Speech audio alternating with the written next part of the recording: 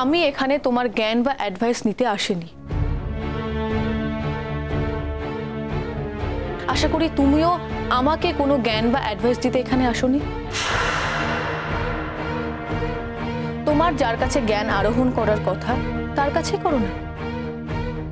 আমার সময় শেষ, এবার আমাকে যেতে হবে। ও মাই গড, আমি তো তোমাকে ভালো কথা বললাম মোহর, আর তুমি? তাহলে তুমি বাড়ি ফিরবে না? নো ওয়ে, আগেই তো বলে দিয়েছি। তুমি তো আবার একটা সাংঘাতিক বড় ভুল করছো মোহর। যদি আমি ভুল করেই থাকি, সেই ভুলের মাসুলটা আমিই দেব। আপনি কেন চিন্তা করছেন? যে কোনো মাসুল দিতে তৈরি তো? আমি তৈরি, 100%।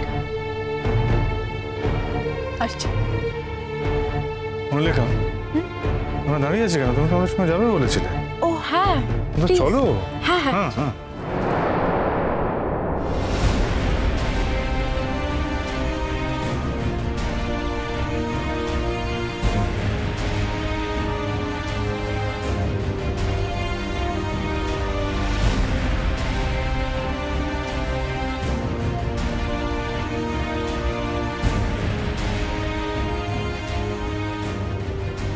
মোহর, মোহর ওরা তো বেরিয়ে গেল। তো আমি কি করব? না স্যার তোকে ডেকেছিলেন কেন? তোর স্যার তো এতক্ষণ এখানেই ছিল, আর তোর সামনে দিয়ে তো বেরিয়ে গেল। তখন কেন জিজ্ঞেস করলি? তুই এখন কেন আমাকে জিজ্ঞেস করছিস? আচ্ছা আচ্ছা, আমি আর তোকে কিছু জিজ্ঞাসা করব না। তুই সবসময় কেন রে আমার সাথে এভাবে খেকিয়ে কথা বলিস বলতো? কেন?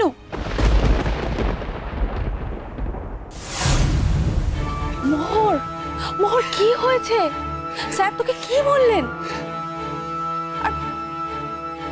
আর দেখ না, আমি ওই মহিলাটিকে বারবার ভেতরে আসতে বারণ করেছিলাম। আমি বলছিলাম তোরা কথা বলছিলিস, কিন্তু উনি আমার কোনো কথাই শুনলেন না, ভেতরে চলে এলেন।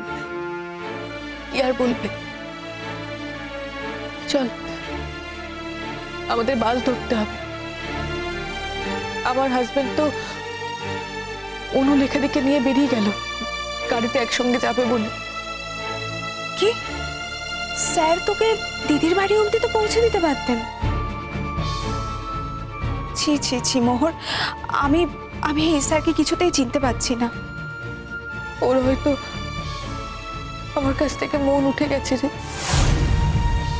আমার কাছ থেকে সব মোহ চলে গেছে। মোহর, দুদিনও হলো না এই মেয়েটা এসেছে।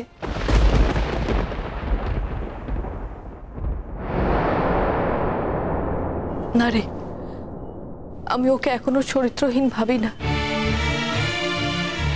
হয়তো আমার উপর শঙ্কর আর কোনো আকর্ষণ নেই, আমার থেকে হয়তো ওর মন উঠে গেছে। যদি সেটাই হয়, সেটা তো আমার মেনে নেওয়া উচিত। সত্যিটাকে তো মানতেই হবে না। মোহর,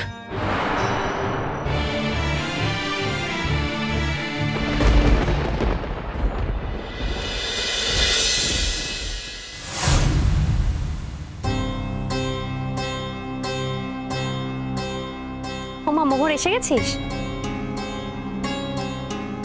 কি রে, তোর চোখ মুখের এরকম অবস্থা কেন? কি হয়েছে? কই কিছু না তো। তোরা তো দেরি হলো যে? লাইব্রেরিতে কাজ ছিল।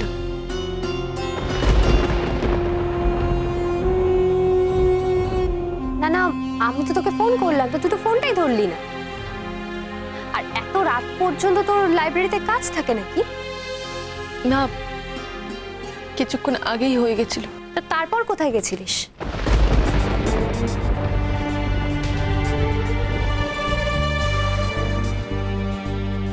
কিরে, বরের কাছে গেছিলিস? ডেকে পাঠিয়েছিল।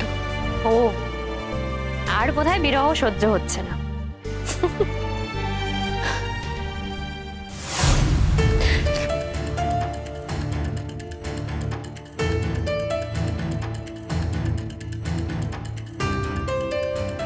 কিরে, কাঁদছিস কেন?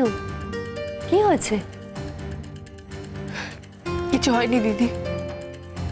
কিছু না হলে তো তুই এমনি এমনি কাঁদবি না মোহর। বল কি হয়েছে? আমার আমার কিছু বলতে ভালো লাগছে না। সে তো আমি বুঝতেই পারছি ভালো লাগছে না।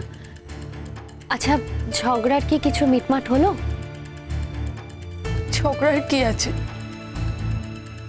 তাহলে তোকে ডেকেছিল কেন? আমি ওর পারমিশন না নিয়ে কেন চলে এসেছি, কবে ওই বাড়ি ফিরবো, আমি কেন ওই বাড়ি ফিরছি না, এই সব জানতে চাইছিল। ও, তা তুই কি বললি? আমি বলেছি আমার তো সামনে পরীক্ষা, আমি এই পরীক্ষাটা প্রীতির বাড়ির থেকেই দিতে চাই। এটা শুনে নিশ্চয়ই খুব রেগে গেল।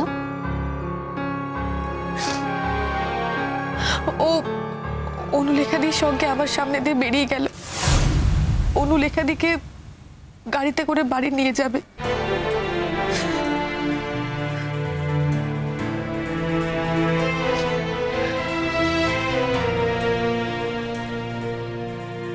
একটা কথা জেনে রাখবো, ওরা বড় লোকের ছেলে, ওরা কিন্তু জীবনটাকে অন্যরকম ভাবে দেখেছে। তোর আর আমার মতো কিন্তু নয়। দেখ, তুই ওকে ভালোবেসে বিয়ে করেছিলিস বলে আমি তোকে কোনোদিন কিছু বলিনি, কিন্তু দেখ তোর আগে তোর শ্রেষ্ঠার সাথে প্রেম ছিল। একটা কথা ভেবে দেখ, শ্রেষ্ঠা ওকে ভালোবাসতো, ভালোবেসে শ্রেষ্ঠা ওকে বিয়ে করতে চেয়েছিল। এটাতে শ্রেষ্ঠার দোষ কোথায়? হ্যাঁ, ও হয়তো ওর জন্য যে কাজগুলো করেছিল সেগুলো দোষের, কিন্তু শঙ্খ তখন তোকে নিয়ে ব্যস্ত ছিল, তাই খুব সহজে শ্রেষ্ঠাকে ভুলে যেতে পেরেছে। তাহলে এখন কি ও অনুলেখাকে নিয়ে ব্যস্ত হয়ে আছে তোকে ভুলে যাওয়ার জন্য? যদি তাই হয় তাহলে ও বারবার করে কেন জানতে চাইছে তুই কবে বাড়ি যাবি? তুই বাড়ি যাস কি আর না যাস, তাহলে তার সাথে ওর কি সম্পর্ক? না ওর কি যায় আসে?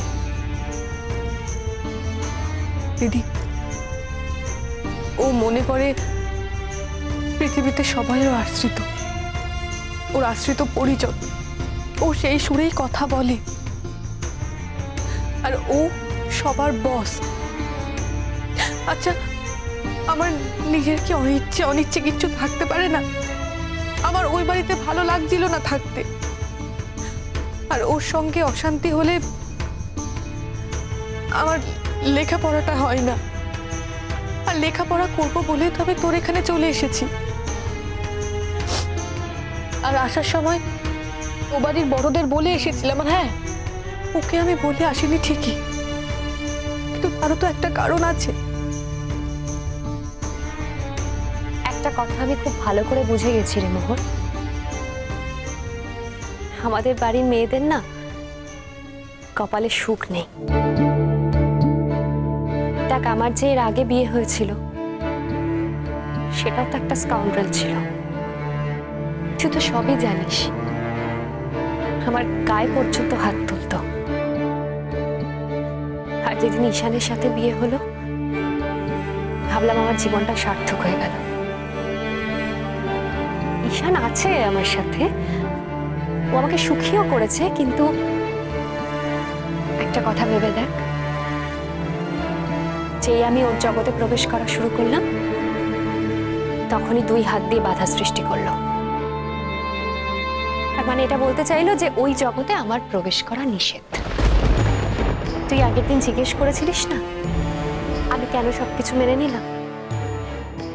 দেখ মোহর, আমার অলরেডি একবার ডিভোর্স হয়ে গেছে, এটা আমার দ্বিতীয় বিয়ে। আমি যদি সবকিছু মেনে না নিয়ে চলেও যেতাম, কোথায় যেতাম বলতো? আমার তো নিজের রোজগার নেই, আমার যাওয়ার কোনো জায়গাও নেই। তারপরেও যদি আমি ঈশানকে ছেড়ে চলেও যেতাম তাহলে মানুষ কিন্তু আমাকেই দোষ দিত, বলতো যে এই মেয়েটারই কোনো দোষ আছে, কারোর সঙ্গে মানিয়ে থাকতে পারে না। আর কত লোকের বদনাম নেব বলতো?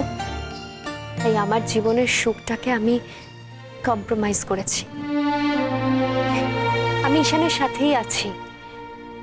দেখ, ঈশান হয়তো মুখে আমাকে কিছু বলে না, কিন্তু ও চায় না যে ওর বাজনার জগতে আমি প্রবেশ করি। দেখ, আমি তো ঘরে বসেও বাজাতে পারি, কিন্তু ও চায় না যে আমি কখনো কোনো অনুষ্ঠানে গিয়ে বাজাই। সত্যি যদি এরা আমাদেরকে ভালোবাসতো, তাহলে এভাবে জোর করে আমাদের ওপর কি কিছু চাপিয়ে দিতে পারতো? আমি জীবনে সব সহ্য করতে পারি, শুধুমাত্র অপমান সহ্য করতে পারি না। আর এই অপমানটা ও আমাকে বারবার করে। কেন বলতে পারিস? ও আমার সঙ্গে এমন করে কথা বলে যেন মনে হয় আমি কোনো দাগি আসামি।